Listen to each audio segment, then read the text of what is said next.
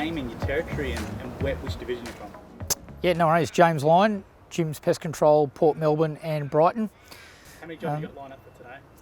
Today I've already done a big rodent service. So I've got one spray, got a possum inspection with potential rats there as well. And then finishing off with a big double-storey commercial restaurant in the city today. Bit of an easier day. Obviously, you guys are along for the ride. So typically, I'd sort of envisage to be doing anywhere between 4 and 7 jobs in a day like this, depending on what they are, and it does vary. So. How long have you been a franchisee for?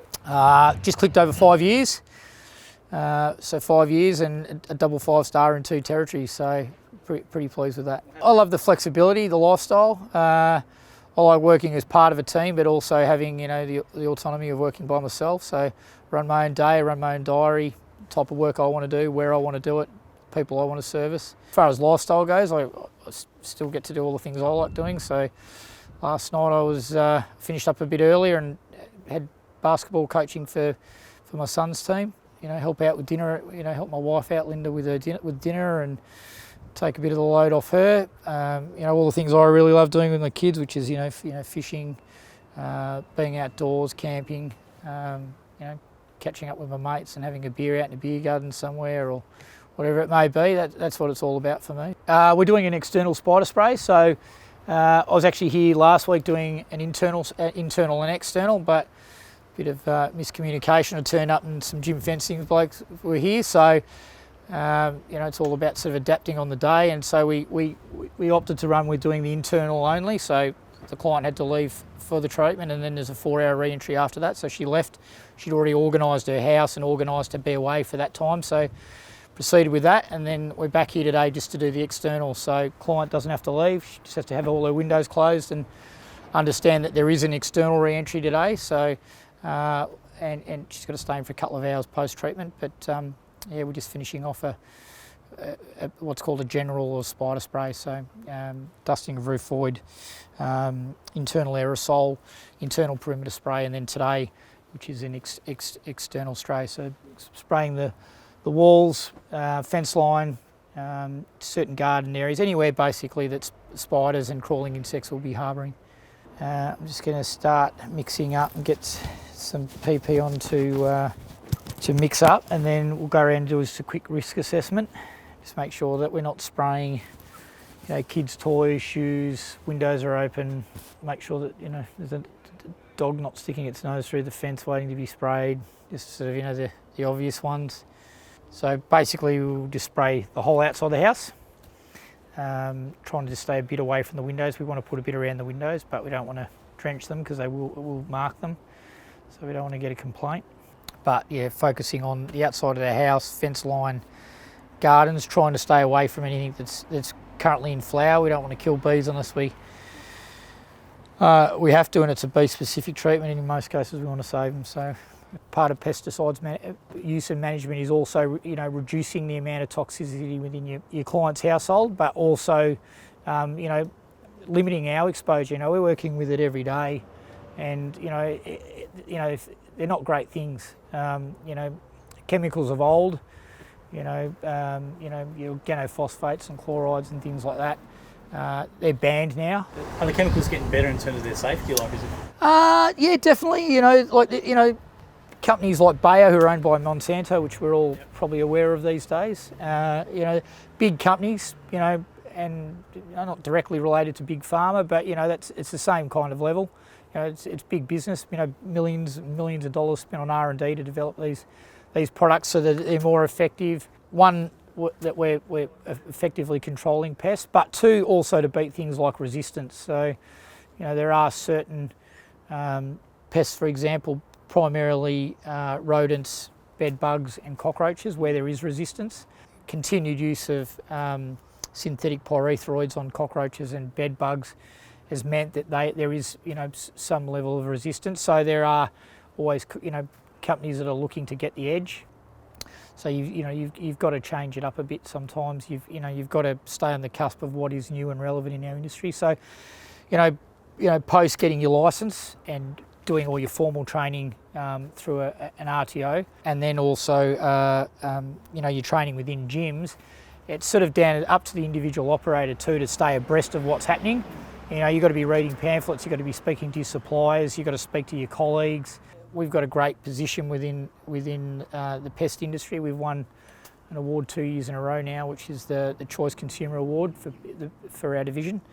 So people have confidence in us. We're all police checked, insured, so you know I can come onto a property like this, and in most cases, even though we're doing the outside today, the client leaves and they're leaving their baby with me, you know, with all their family photos and all their heirlooms and that, and I walk in, I do the job, I lock the door, I ring them, and you know, I think I've been spraying this house for 5 years now, and it's an unspoken thing, but you know, it sort of feels pretty good to be able to walk into someone's house and know that they've got the utmost faith in you to start your job and then leave your job, and knowing that that their place is safe and you've done the right job. I think that speaks volumes about the branding and the position that Jim's Pest Control and also Jim's as a group has within the service industry. Two options as far as baiting goes. One is wide bait, which we do, which is let's call it a controlled sense of free baiting. Yep. One, because we know where it is, it's accountable. Two, we can monitor on it. So next year we come back and Mrs. Jones says, "Oh, how'd we go?" Well, I put five wires in with 8 baits on it a piece, say. And I can see, well, I know I use those baits. They've eaten this one that year. They haven't eaten this one. They've eaten this much. So there is a monitoring and a reporting aspect to it, yeah. But it is also controlled. Right. The other option would be to use lockable boxes. Lockable boxes, once again, reportable, controlled, but in an instance where there are possums, possums are protected wildlife under the Wildlife Act. I think it was last updated in 1975. So it's a bit antiquated, but it is what it is. So the problem with those boxes is it is something new. So you put that box in, it's going to sit there for 30 days before the rat even goes into it, because gets in there, it's got poor eyesight, it's touching, it's feeling, it finds this new black box and it goes, "Hey, I'm out of here." Whereas a bit of wide bait is just like, it's just a fancy kebab that someone's put in the roof for the rat, really. So, we don't want to over monitor it. So, as a general rule, baiting in a roof void, be something that based on, the information that we sort of accrue at inspection, we will make the call on how much bait we put in there, where we put it, and then typically we're trying to save the client money because we want ongoing work, but we don't want to be gouging that customer. So essentially, based on what we see, you might be putting enough bait in to last 6 months, but in most cases 12 months. Right. The reason we don't put hundreds and hundreds of baits in, which would give us a year or more, or even years, it takes 4 to 8 days after ingestion before they'll succumb to it. So they don't eat it on the first night and go, hey, I'm dying, I'll stop eating it. They'll just keep hammering it. So if you put up 100 blocks and you've got a sizable population, they will churn through 100 blocks. All right, let's have a look. So I'm just looking for areas that I probably need to focus on a little bit more. Actually moved a wasp nest here the other day, and there's another one up the top there. It's a little paper nest wasp. That's the Jim's fencing boys have done their job. Look at that. Done a great job. Just going to turn that over. We don't want to have anything that catches spray. So dispose of that lovely water. That way we're not collecting any spraying that a dog could potentially drink or some kids can put their hands in, or definitely got to be careful in here because there's kids' toys. So just got to be a little bit careful. Move these.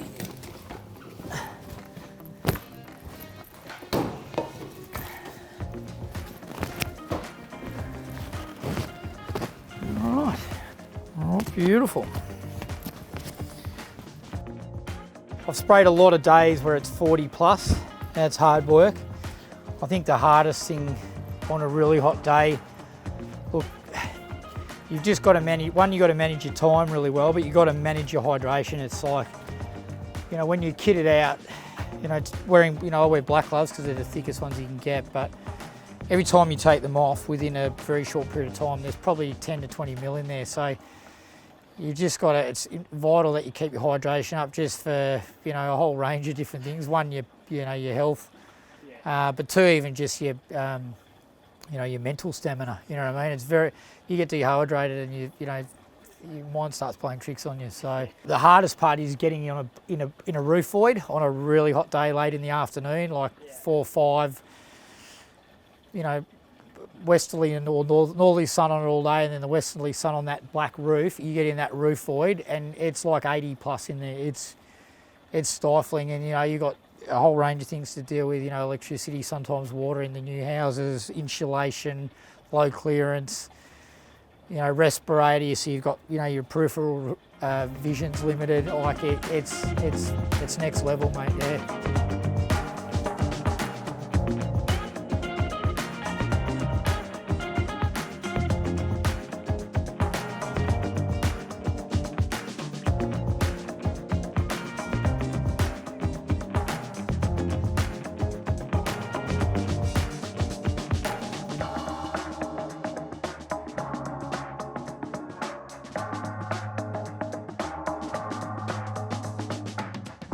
Now, do you proactively email the clients, or how does it work? Look, I'm pretty organised. Have a number of different ways to do it. Primarily, it's just good old Excel spreadsheet.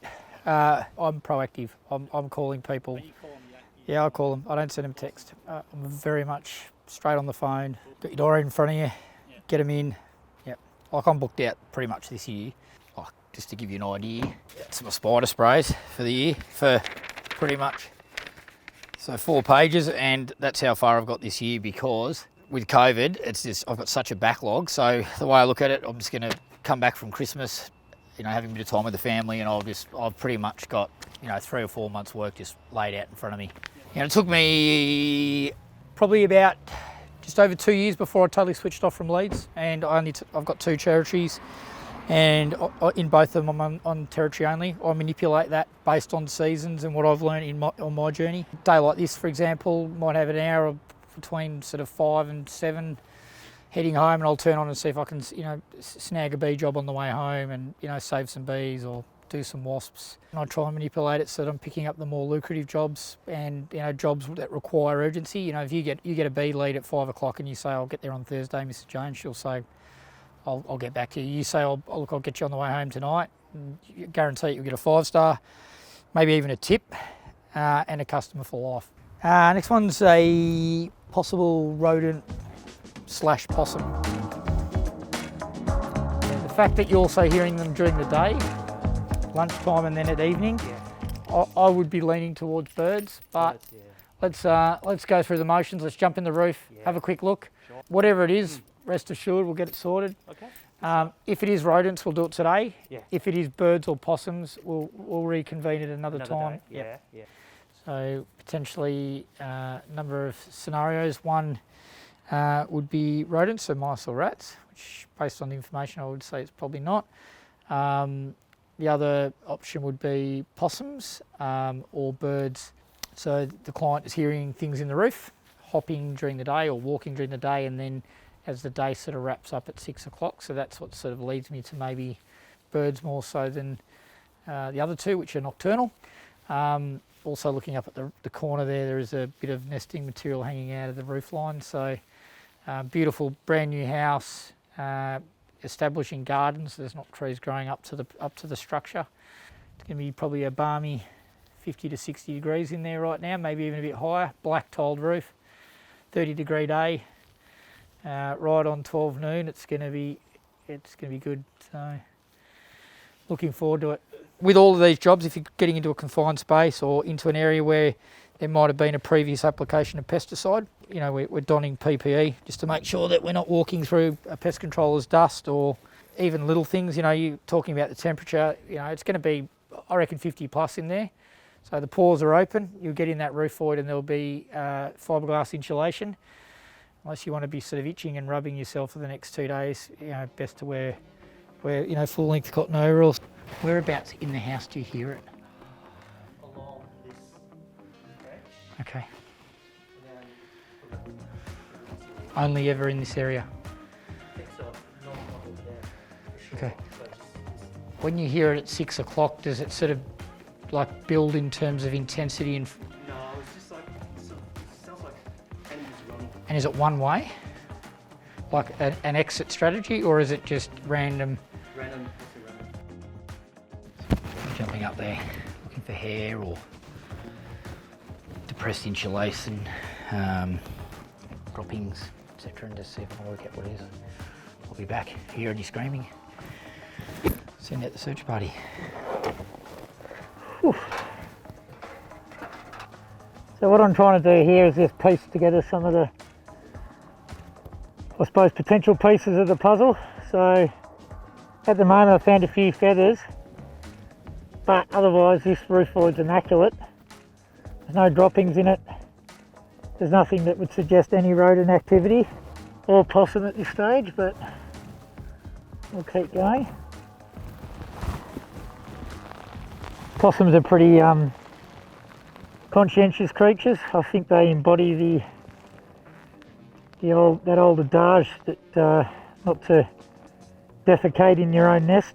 You know, sometimes trying to find actually where they are, or if they are frequenting or using a roof void as refuge if they are here. So you've got to really go over it with a fine tooth comb, and even then you might not find anything. You've got to shift the focus of the inspection externally and try and find the entry points. If you find an entry point, there'll be a few sort of telltale signs like hair. Sometimes the grease off their fur will discolour paintwork on the eaves or on the fascia. Or obvious examples would be chewing of fascia or plinth even sometimes, if it's sort of below the house. Leaning towards birds. While I'm in here I can actually hear Indian miners out on that corner making a bit of a noise. Well, there's some good news. It's definitely not rats or mice. I've got a feeling it's birds or possums, and now it's just a matter of eliminating them. Which one, and then it might not even be. Oh, look, I've got a feeling if it is birds, they're not even in the roof. I've got a feeling they're running along the gutter line or the tiles. Did you hear me tapping the tiles softly? Yeah. I was only going like this. Oh, builder. Every roof I get into, I can pull out 2 or 3 of those. Yeah. It must be cheap. If they can, Sure. they leave it in the, like, keep it. It's good stuff. I've got like a shed full. So we've done a preliminary inspection of the roof. Unfortunately, it hasn't turned up anything sort of conclusive or some hard evidence, but we have more than likely now a possibility of birds walking the gutter line, or even potentially possums. So when we have these parapet wall sections with a flat skillion roof that's recessed below this parapet wall, we have box gutters, and unfortunately it's a bit of an oversight, but they don't fly the flashing right underneath through the parapet. And there's an open void or an accessible void that is in that parapet, and that parapet is tied into the rest of the structure, and there's an entry point there. What's interesting is on the other box gutter section there's actually some nesting material or something hanging out of it. With regards to possums, potentially brushtail or ringtail, both have the ability and sometimes the want to get into those sections. The difference is that the brushtail won't take any nesting material in, whereas a ringtail will. So a ringtail builds a nest in the tree, which is called a dray, and even though they make that jump into our structures, they don't leave behind that habit of creating a nest. They'll actually try and build the nest inside a roof, whereas a brushtail will just utilise what's there in terms of insulation. So, as I said, there is a gap, so it's a bit hard to tell, but I can literally stick my arm up through a section here, and I can stick my arm up into here. So if I carefully do it, that is all. I've got my whole forearm up into here.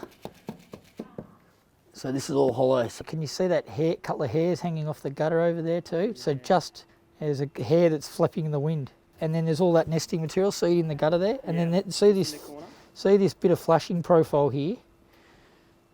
There's a couple of things going on there. One, it's hollow and it's raised. And then if you look at it, there's almost scaling on top of the mould and dirt that's accrued here. So that's in there. See how far I got my hand up? Yeah, so that's all hollow.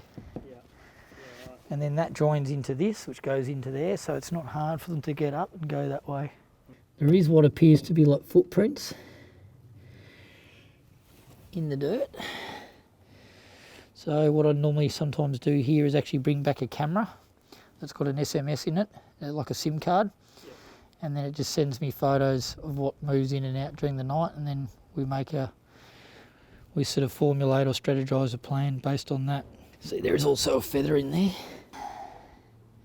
So, birds could use it too. It's not really what I'd expect a bird to be going into. So yeah, Indian miners, so they make a really big nest. Like I've got into houses where they've been nesting for years and years, and then, I'm not kidding you, the nest is the size of a mini miner. Like they just keep building and building and building, and they're renowned for not being really too picky on what they use. So they use really rough stuff. They use a lot of plastic. Yeah. So the other thing they use a lot of is other feathers from nests. So I reckon that's our answer. We'd have to block off the holes. In this particular circumstance, it's a little bit tricky. Even though we're pest controllers and we've got to control things in a lot of cases by lethal means, most of us guys that are really, look, I'll go out on a limb and say good at what we do and enjoy what we do, we have a great connection with nature. I've got 40 snakes at home. I breed snakes. I've been, my earliest memories of collecting tadpoles and having turtles, and my ability and my understanding of nature is what's allowed me to do really well at my job. So I don't want to kill these birds.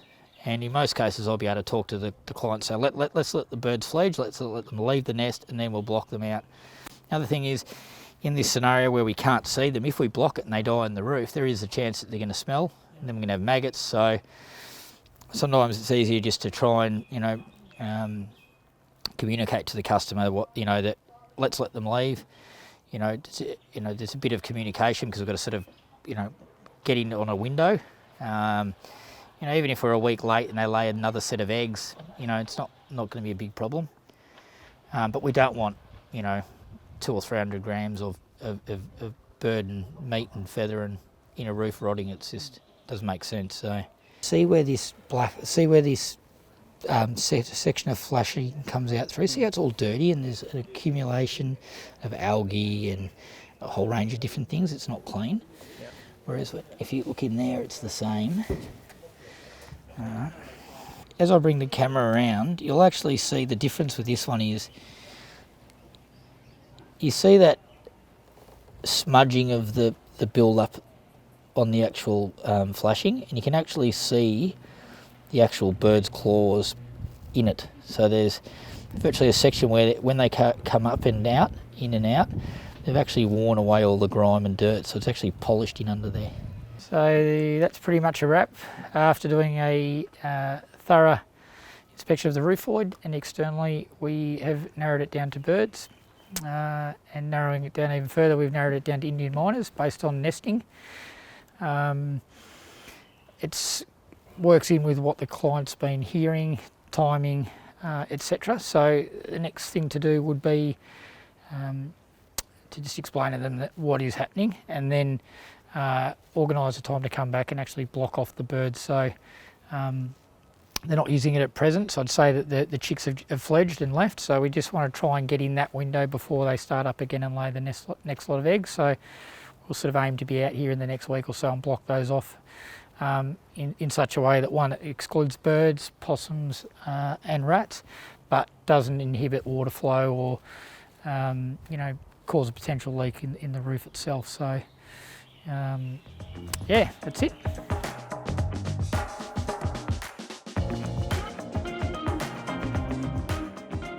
We're on to the last job of the day. This is a commercial service. I've been looking after these guys now for about 5 years. Essentially I do a monthly service every month, including right through COVID. So with a lot of food service businesses, they require some form of commercial contract in place to prove they're doing pest control. This place is very, very, very clean. It is a routine service, so we're just going through and looking for any current sign of pest activity or anything that might be conducive to new activity. So we assist in things like recommending getting equipment serviced. We're looking for water leaks, we're looking for drainage issues, we're looking for a whole range of different things, even down to basic hygiene, where they're storing food, how they store food, and we're making recommendations on how they can improve those areas, and that is directly related to current or potential future pest activity. So we'll go through and we'll be looking for things like cockroaches, rodents, and we'll be doing some preventative works and also some monitoring work. So looking at updating and refreshing rodent baits and rodent stations, and that's going to tell us if there is any current activity. And we'll get into it and walk you through it. And here we have it. So, commercial kitchen. The amount of people actually have through the door is ridiculous. Like I said, this is really clean. You can see, this they've knocked off for the day, but it's spotless. You can eat off the floor in here. We've got about 10 or 11 mouse boxes up here. So we'll just go through and check those. Typically the last Tuesday of the month. Really? Yeah, I do this, yep. Is that something they have to do, or is it just something? Look, they're very proactive. Yeah. So look, as a general rule, most places that are quite busy and have, obviously a fair amount of let's call it activity, not in terms of pest activity, but in terms of movement of stock in and out. So, for example, some of the biggest transporters of pests are actually in the packaging materials that you get from your supplier. So, German cockroaches are by far the most successful cockroach in a commercial environment, or even in a residential environment, in the kitchen. They basically live off our food, and they're brought in normally on cardboard that you get most of your materials from. So, for example, if you went to Vic Market and you walked around the fruit and veg section and you had a good look, I guarantee you'll find a couple of German cockroaches. So they're going to get a lot of their produce from the Vic Market. It comes in cardboard containers, in boxes, in crates, and unfortunately sometimes something slips in, and that's what I'm doing here monthly. I'm trying to intercept them, and it's more preventative. When I took over this many years ago, there was another pest controller doing it, and look, I've been doing this place 5 years now, and from where we started to where we are now is absolutely phenomenal. So this is a little snake hook I use, and work smarter, not harder.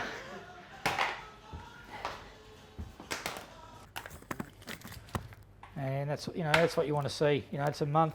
Those baits are fresh. Nothing's eaten them. I already can see that there's no mouse droppings down the side of the fridge. We're well and truly on top of this. So we'll leave that there and start taking a mental tally, because we've got a report on everything we've done. So how many baits, where they are, what brand they are, or who the manufacturer is, their trade name, their batch number, and the quantity. It's good to know when we've been good result. It's a good reason as a pestie to sort of run a variety of different baits. Just a bit like us, you might like capers or artichoke hearts. I don't like either. Mice are the same. So they've got right into that one there.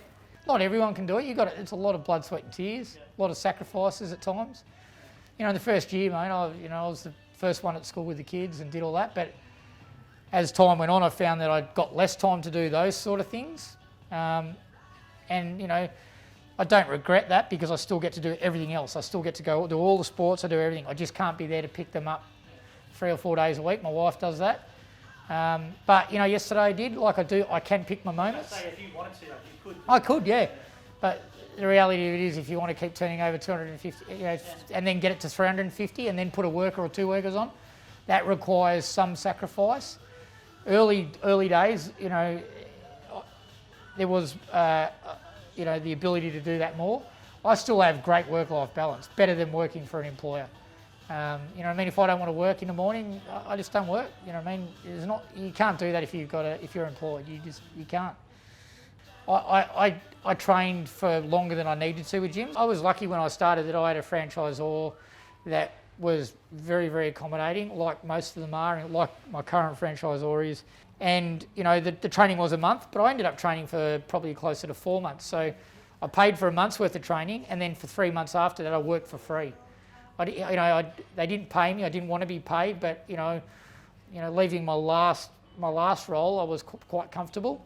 So I just did an extra couple of months training. So when I actually landed working for myself, I hit the ground running. Like I could do all pests. So, you know, there's still things I can do that, like, or things I've learnt from you know, by doing extra training that guys in our system can't do now. And, you know, it's all relevant to the amount of time that people have to learn, or the jobs that they're picking up. But, you know, they haven't seen or had the desire or the requirement to learn those jobs. And, you know, I'm teaching guys that have been, you know, there longer than me. I'm teaching them how to do those jobs I learned in that first instance now. You know, I taught a guy just the other day how to do a gutter guard system. And, you know, that guy's been here for 8 years, but, you know, he's never had the lead or the opportunity or the request to do that job. And, you know what I mean, I was doing it, so I said, come out and have a look at it. And, you know, that job, you know, I probably worked pretty hard that day, but, you know what I mean, I worked on that job and it cost me maybe $300 worth of materials, and I invoiced them for $2,000. You know what I mean? That's, you know, if you focus on every little negative thing, quality of leads, how your customer treated your ploy, you could have made an extra $40, or you lost $100 on this job because you didn't quote it right. The moment you let go of all that is when your business just explodes. It all comes out in the wash. It really does. So, if you want to get up in here, that's the first cockroach I found. So we'll gel him. So that's one.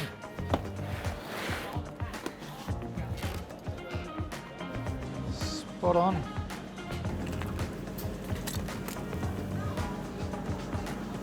Bit of a hit.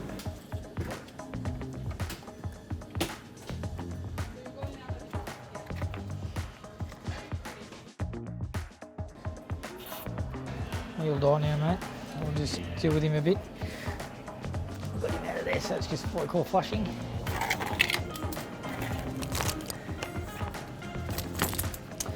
Spot on. Whew. Big day, good day.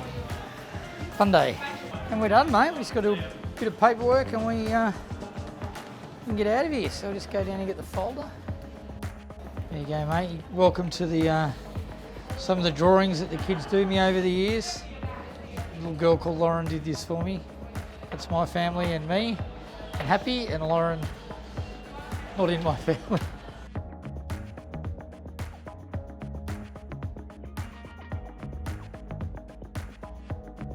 Thanks for coming out today, guys. If you've liked what you've seen, and you've ever thought about a change in lifestyle and job, give us a call on 131 546. That's it. Perfect.